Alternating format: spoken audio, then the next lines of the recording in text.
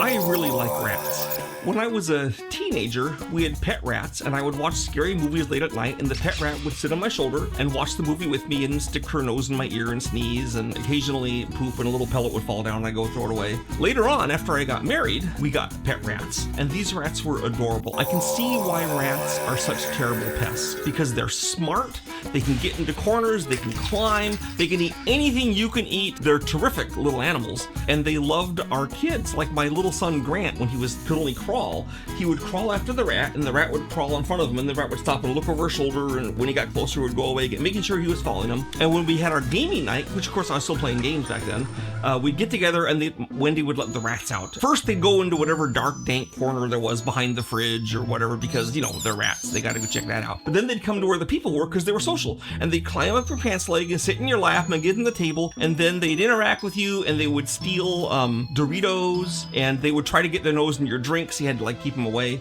because once they put their nose over a carbonated drink, that would make them sneeze. So who wants rat sneeze in their drink, right?